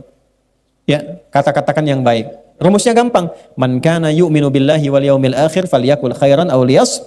Itu semua pakai iman, Pak. Itu kepala pakai iman, mata pakai iman. Qulil mu'minin, qulil mu'minat. An-Nur ayat 30 sampai 31. Begitu turun ke lisan pakai iman lagi. Ya ayyuhalladzina amanu. Quran surah 49 ayat 11 sampai dengan 12. La yafraqu min qaum. Latihan jangan mencela. Jangan mencela. Mau pakai lisan, mau pakai tangan. Karena tangan itu konfirmasi lisan di era sekarang. Lisannya diam tapi statusnya tajam. Ya. Makanya wudu itu kan wudu saat basuh tangan itu kan dari jari ke siku. Ya. Ilal marafiqi wamsahu bi ru'usikum kemudian wa arjulakum. Tapi sebelum itu apa? Wa aydiyakum ilal marafiq, tangan sampai siku. Ayatnya tidak mengatakan siku ke tangan. Walaupun sah saja begini wudunya sah. Tapi yang terbaik dari tangan ke sini. Karena di wudu itu ada risalah taubat. Habis wudu doa kita itu asyhadu an la ilaha wa asyhadu anna muhammadan Allahumma ja'alni minat. Ya Allah, jadikan aku orang taubat. Apa hubungan wudu dengan taubat? Karena saat wudu itu kita bertobat dari perbuatan-perbuatan anggota tubuh kita yang sering digunakan. Makanya yang dibasuh, yang diusap, itu bagian tubuh yang dipakai interaksi. Kenapa tangan itu rahasianya sampai ke siku, dari jemari ke siku begini. Ambil airnya, tuangkan, basuh ke sini. Begini pun sah. Tapi kalau mau ingin meresapi, dari sini ke sini. Kenapa? Karena yang sering digunakan berbuat maksiat yang ini. Antum kalau pasang status kan pakai ini, bukan pakai ini. Ya kan? Ini ada doanya. Ya, makanya kalau ingin nanti di akhir saya tutup dengan itu tuh. Ya, dari kepala kemudian ini sampai ke lisan. Man kana, konfirmasi dari Nabi, man kana yu'minu billahi wal yaumil akhir. Siapa yang masih merasa iman kita dipertaruhkan. Siapa yang masih merasa iman pada Allah, artinya yang melanggar ini imannya dipertanyakan kepada Allah. Wal yaumil akhir, dan dengan imannya dihisab di hari kiamat, falyakul khairan aw liyasmut. Maka coba berlatih lisannya berkata yang baik. Tak mampu diam. Ya, yuk hari keberapa tuh? Ketiga, latihan lisan. Kata yang baik. Damang, alhamdulillah. Mereka mana? Ke Payun. Yang tenang. Begitu mau marah, tahan. Yang baik aja. Nanti begitulah sampai dengan ke kaki. Kalau bisa dilakukan sampai ke kaki, maka berubahlah menjadi hamba Allah yang punya sifat kasih yang dalam. Jadi kalau ini sudah baik, pasti sifatnya berubah jadi baik. Rasa kasih, kelembutan, kebaikan, rasa penyayang. Maka berubahlah namanya menjadi ibadur rahman. Wa ibadur rahmanil ladzina yamshuna 'alal ardi hauna wa idza khatabahumul jahiluna qalu salama. Ibadur rahman itu jalannya baik. Kalau ada yang provokasi, didoain. Gitu. Ya, enggak bertengkar. Kan sama-sama beriman, kenapa beda pilihan mesti mencela? Merendahkan orang. Kenapa? Kan sama-sama beriman. Calonnya muslim semua. Kenapa saling menjatuhkan? Kenapa nggak kita doakan? Masing-masing punya pilihan, tapi jangan sampai perbedaan itu menjadikan terpecah belah. Saling memusuhi. Kok dari teman jadi musuh? Untuk apa? Apa yang mau didapatkan dari semua itu? Istighfar, akhi. Istighfar, koreksi diri baik-baik. Inilah waktunya kita berlatih mengevaluasi diri. Bulannya Rajab. Saya kemarin ingatkan kepada kalangan elit, hati-hati bulan Rajab. Ya. Jangan sampai membuat sesuatu yang tidak baik, nyogok, korupsi. Saya tidak sepakat dengan kalimat ambil uangnya, tinggalkan partainya atau tinggalkan orangnya. Itu nggak benar, kurang sempurna. Kalimat yang tepat berdasarkan hadis itu, jangan ambil uangnya dan tidak perlu pilih orangnya. La'anallahu rashi wal murtashi. Dan riwayat lain, la'anar rashi wal murtashi. Kalimat pertama, hadis riwayat Abdullah bin Amr bin As radhiyallahu ta'ala anhuma. La'anallahu rashi wal murtashi. Konfirmasi dari sahabat Abu Hurairah, la'anallahu rashi wal murtashi fil hukmi. Jelas, Allah melaknat pelaku sogok dan yang disogok. Lalu muncul hadis lain dikonfirmasi, ya, takunu kama yuwalla alaikum. Anda itu akan mendapatkan sosok pemimpin sesuai karakter Anda. Kalau andanya mudah menerima uang-uang seperti itu, besok pun dia akan cari uang lagi untuk menutupi apa yang dia berikan pada Anda. Jadi kalau Anda mencela, mengutuk dan sebagainya, itu adalah hasil yang didapatkan dari perbuatan yang rendah seperti itu. Maka perbaiki diri sendiri. Kalau sudah baik, mau nyogok pun dia akan malu. Berikan si itu tuh. Ulah, tamu, isin dosa nang kayak gimana kuat teman. Malu sendiri. Coba sogok dia, janganlah dia mahali masjid, takut dosa nanti. Dosa. Belum disogok sudah dapat hidayah. Perbaiki diri sendiri. Ini Rajab, ini waktunya untuk semuanya. Minimal kalau masih punya iman. Itu aja, minimal kalau masih punya iman, karena di situ iman kita dipertaruhkan. Tinggal dipilih aja.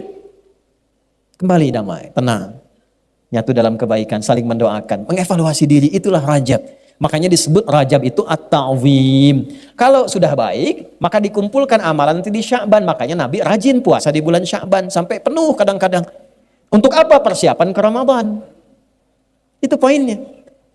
Maka sebelum sampai ke sana, latihanlah di bulan Rajab. Bagaimana amalan yang bisa mengumpulkan itu? Banyak. Salat tambah. Karena fungsi salat itu yang paling pokok itu merubah kita jadi orang baik. Quran surah 29 ayat 45, Innas salata tanha 'anil fahsya'i wal. Sumber keburukan cuma dua. Kalau bukan fahsya pasti mungkar. Fahsya itu maaf, sumbernya dari nafsu syahwat. Maaf ya, maaf sekali. Zina, selingkuh, LGBT, ya, pornografi, porno aksi dan seterusnya itu fahsya. Jadi tidak mungkin ada orang sholat berbuat fahsya, itu mustahil. Mustahil. Kecuali sholatnya cuma sekedar formalitas dan tidak benar menunaikannya. Kedua mungkar, semua yang diingkari oleh hati kita. Sumbernya dua, nafsu perut dan akal. Mencuri mungkar, makanya saat dicuri hati kita ingkar. Ya, cek ya, tapi jangan dilakukan, ngecek aja. Jangan dilakukan, awas disclaimer dulu nih. Ya. Jangan dilakukan, cek aja. Keluar dari sini, iseng-iseng pakai sendal orang lain. Ya, bukan diteruskan, bukan. Ya, ini untuk ngecek iman aja, ngecek iman, ngecek fitrah. Begitu Anda pakai alas kaki orang lain, hati Anda pasti akan berkata, itu bukan punyamu. Itu konfirmasi. Karena fitrah iman itu selain fitrah spiritual, fitrah cenderung pada kebenaran. Itu yang dimaksud tanha anil fakhsya'i wal munkar, itu yang diingkari oleh hati. Hati kita ingkar nolak itu. Tapi kalau ini nggak berfungsi, dia tetap berkata, jangan, itu bukan punya kamu. Yang kamu, ada yang lebih bagus lagi itu tuh, kalau bisa yang itu. Nah, yang bisa mencegah itu dan menghilangkannya, sholat amaliyahnya. Kalau sholatnya benar, khusyuk. Makanya tambah. Ya, jangan hanya di fardunya, tambah sunnahnya supaya merasakan kenikmatan. Latihan tahajud. Ya. 2 Quran itu menjaga kita. Insya Allah kalau yang gelisah ya, sedang punya masalah, daripada bikin status di tempat yang tidak jelas, buka mushaf, ambil wudhu, buka mushaf, ngadep kiblat. Itu baru buka mushaf saja ada ketenangan tertancap di jiwa kita. Yang paling dahsyat dari Al-Quran, perhatikan ini, Anda buka secara acak bisa keluar ayat yang sesuai dengan perasaan dan keadaan Anda. Dahsyatnya Quran. Ya, 1 salat, kedua apa? Quran. Ketiga, jaga wudhu. Dari ujung kepala sampai ujung kaki terjaga. Nah, kalau ingin melakukan satu amalan, yang sekali dikerjakan semua itu ikut, yang soleh naik, yang salah turun. Satu rumusnya. Dan ini amalan penutup yang saya sampaikan di malam ini. Ini rahasia ya antara kita aja nih. Ya. Amalannya asyam. Apa amalannya? Ya, asyam, bukan asyap. Asyam. Siapa ini? Asyam. Puasa. Karena puasa itu unik. Puasa itu saat yang bersamaan bisa menaikkan amal soleh dan menekan amal salah. Orang kalau tidak puasa, maaf ya, sekali lagi maaf. Ada orang minta di depan mata belum tentu dikasih. Tapi saat puasa, jangankan yang minta di depan, yang gak ada dicatat, Ramadan datang, berapa yatimnya, berapa fakirnya. Jangankan yang fardu, yang sunnah dikerjakan, ketinggalan sunnah bisa gelisah. Tapi tidak puasa, biasanya santai saja. Dan hebatnya puasa bisa menekan amal salah. Itu koruptor kalau puasa, libur dulu. Kok tumben gak aktif? Gak aktif. Ya. Takut batal puasanya. Takut batal. Ya. Bahkan pemarah itu bisa tenang saat puasa. Buka jam 6:15. Jam 6 pas ada tetangga provokasi. Dia diem aja. Istrinya bingung, biasanya marah, bapak kenapa enggak? Istrinya tanya, Pak tumben gak marah? Ntar habis maghrib. Ntar habis maghrib nih, tahan dulu, habis maghrib lupa. Habis maghrib lupa, daripada ngurangin pahala katanya. Jadi puasa itu unik, membuat kita lebih soleh, mengecilkan yang salah. Itulah sebabnya para ulama mengusulkan, kalau Anda ingin berlatih menjelang ke Sya'ban, menjelang ke Ramadan, di Rajab itu manfaatkan sifat puasa pada bulan hurumnya. Makanya hadis yang mengikat puasa itu bulan hurumnya. Ya, hadisnya banyak tentang puasa di bulan hurum. Jadi boleh dilakukan di Dzulqa'dah, di Dzulhijjah, asal bukan di tanggal-tanggal yang kita ber'id di situ. Ya. Kemudian Al-Muharram dan juga di bulan Rajab. Kalau belum pernah melakukan, gampang. Jangan dulu paksakan banyak. Senin dulu. Senin sudah enak, tambahkan Kamis. Kamis sudah enak, konsisten, Ayyamul Bid. Cuman sayang udah lewat. Tadi terakhir, ya. Tapi kan masih ada Senin besok. Lusa ya, Senin. Nanti itu sudah enak, boleh latihan puasa Daud, berlatih. Ya, puasa Daud, sehari puasa, sehari tidak. Senin puasa, Selasa, Rabu puasa, Kamis. Nah ini rumus ya, kalau sudah puasa Daud, maka hukum sunnah yang di bawahnya diikutkan pahalanya pada Daud. Misal, Anda suka puasa Senin Kamis, dapat pahala. Sudah rutin Anda naikkan levelnya ke Daud. Senin puasa, Selasa tidak, Rabu puasa, Kamis. Ketika Kamis Anda tidak puasa, pahala puasa Kamisnya tetap dituliskan sempurna. Dalilnya idza maridal 'abdu aw safar kutiba lahu mithla ma kana 'alaihi muqiman sahiha. Kalau ada seorang mukmin itu sakit atau perjalanan jauh atau dia punya illat, uzur. Ya uzur, satu halangan yang semisal seperti yang sakit atau perjalanan jauh karena tak mampu mengerjakannya. Amalan rutin yang dia kerjakan. Maka saat itulah kemudian tetap dituliskan pahalanya secara sempurna karena kebiasaannya. Ibu-ibu paling enak. Kalau masih masa haid kan tidak sholat. Ya kan? Maka saat masa sucinya perbanyak tuh sholat sunnah, perbanyak baca Quran. Maka saat haid itu tidak dituliskan yang tadi amalan kewajibannya, tapi tetap dituliskan pahalanya.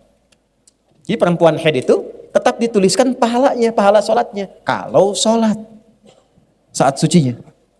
Kalau ibu tambahkan tahajud, sholat sunnah, rawatib dan sebagainya, itu dituliskan walaupun dalam keadaan sedang haid.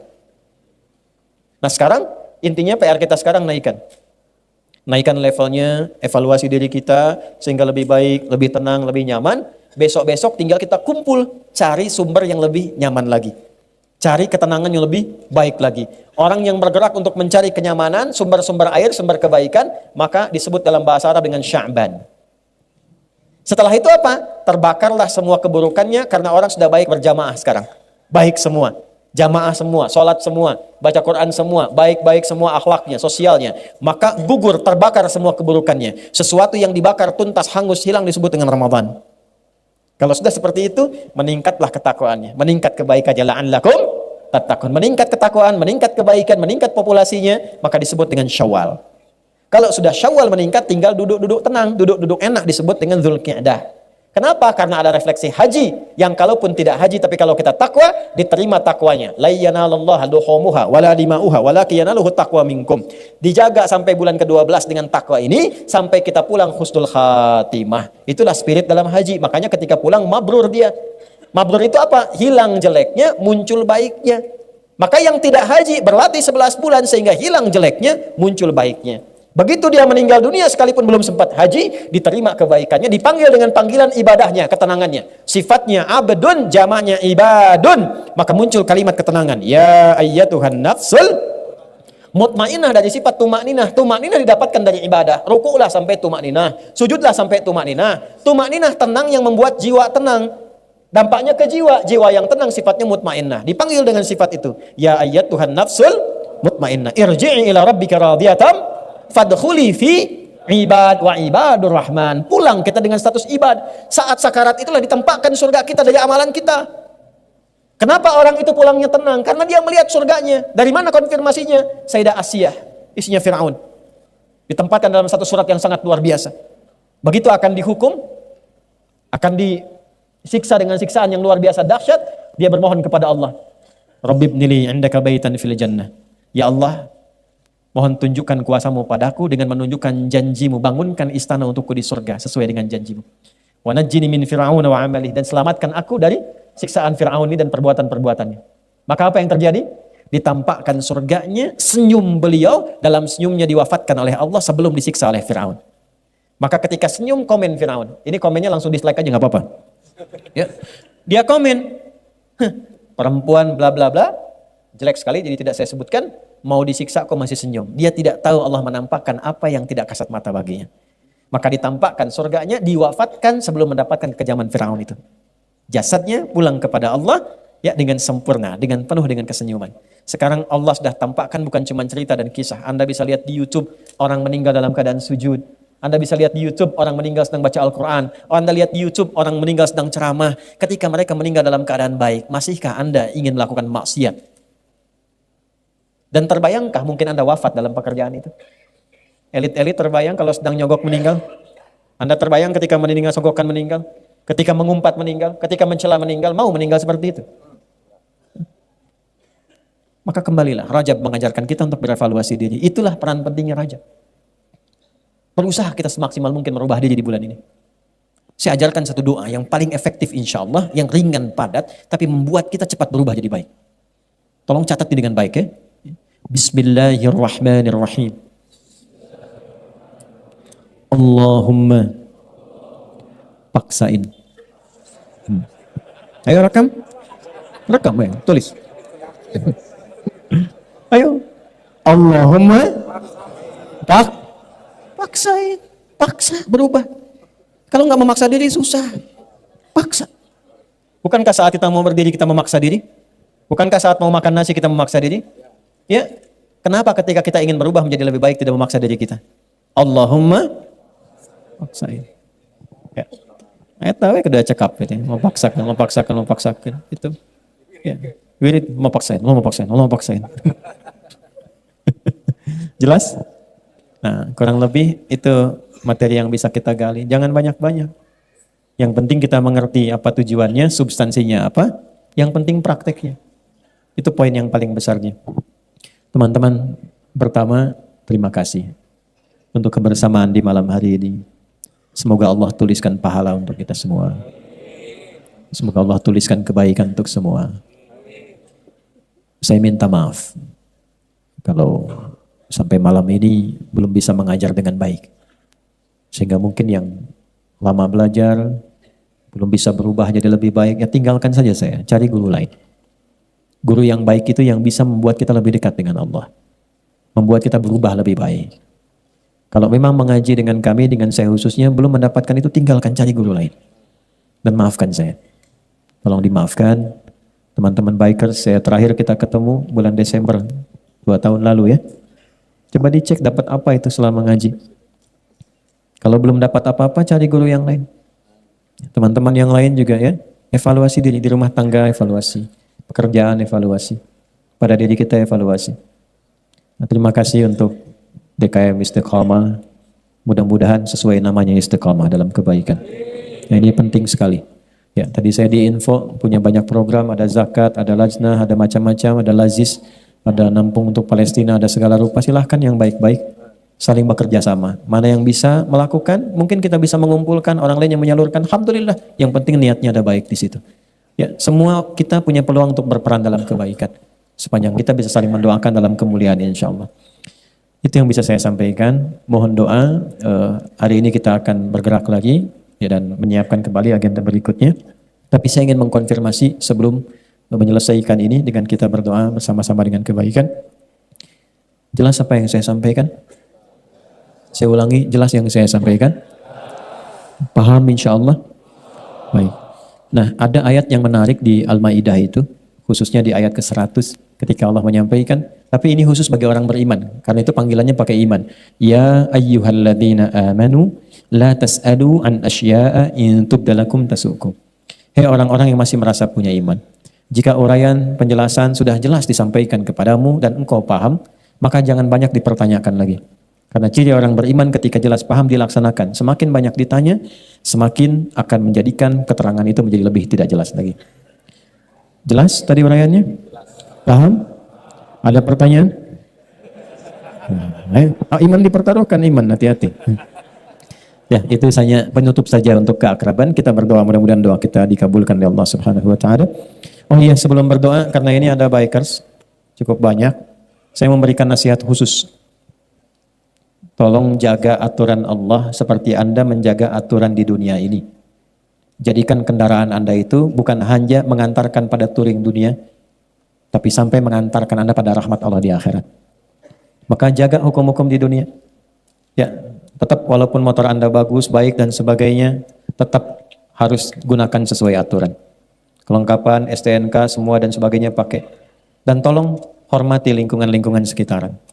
Jangan sampai gunakan kendaraan hanya untuk menunjukkan saya punya sesuatu yang lebih hebat.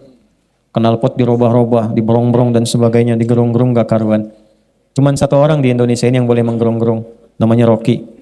Yang lain gak usah. Ya. Mana yang punya motor gak usah. Ya, knalpot diatur yang baik dan hormati. Awas, lakukan dalam keadaan sadar. Sepanjang muslim, jangan minum-minum yang tidak dibenarkan dalam syariat. Hormati tempat lingkungan. Ini sedang ngaji, jangan sampai antum muter-muter pakai motor kencang-kencangin. Ya, sehingga menimbulkan ya potensi-potensi yang tidak baik. Dan juga ada tempat-tempat yang sensitif, tempat-tempat yang harus dijaga marwahnya.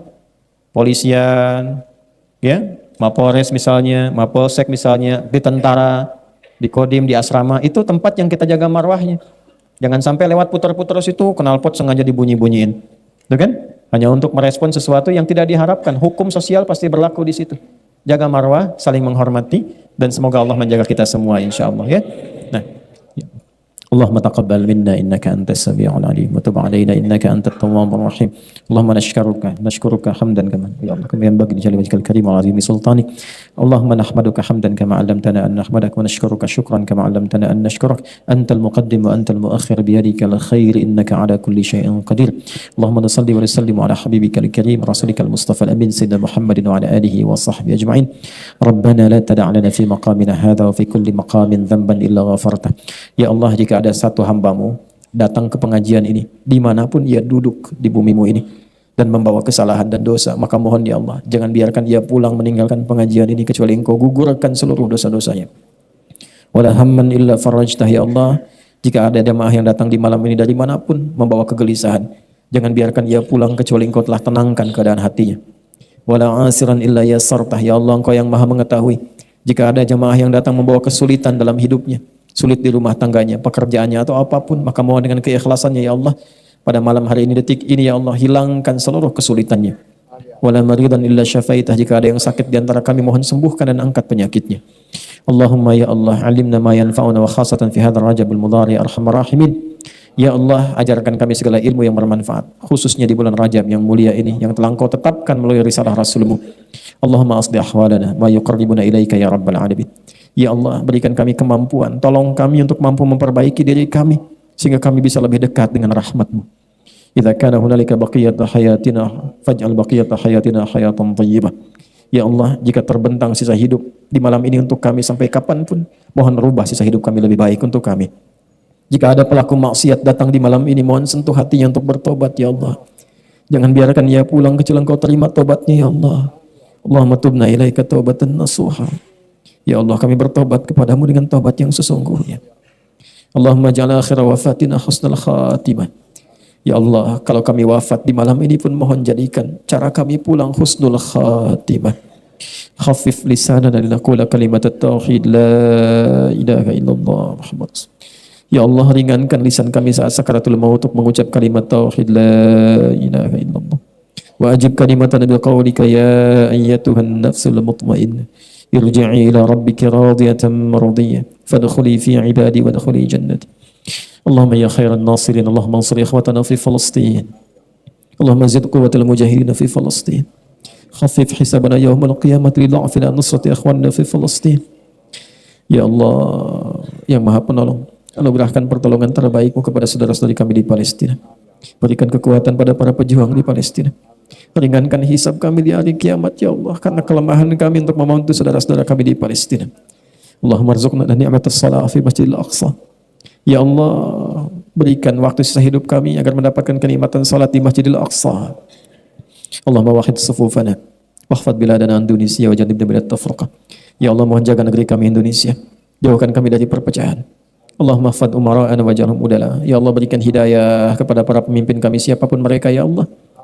Berikan hidayah pada mereka ya Allah agar bersikap adil, bersikap baik, bersikap bijak dalam kepemimpinan mereka. Berikan sentuhan pada jiwa mereka bahwa jabatan adalah amanah dan akan dihisab. Ringankan hisab mereka di hari kiamat ya Allah. Allahumma fad ulama'ana waj'alhum mukhlashina lakad-din. Ya Allah, ikhlaskan para ulama kami ya Allah. Jaga para ulama kami ya Allah. Berikan mereka kemampuan untuk mencerahkan dan jauhkan dari perpecahan. Rabbana atina fid dunya hasanah wa fil akhirati hasanah wa qina adzabannar. Wa sallallahu ala sayyidina Muhammad wa ala alihi wa sahbihi ajma'in wa akhiru da'wana subhanakallahumma rabbana wa bihamdika nashhadu an la ilaha illa anta nastaghfiruka wa natubu ilaik walhamdulillahi rabbil alamin wa akhiru da'wana assalamu alaikum warahmatullahi wabarakatuh.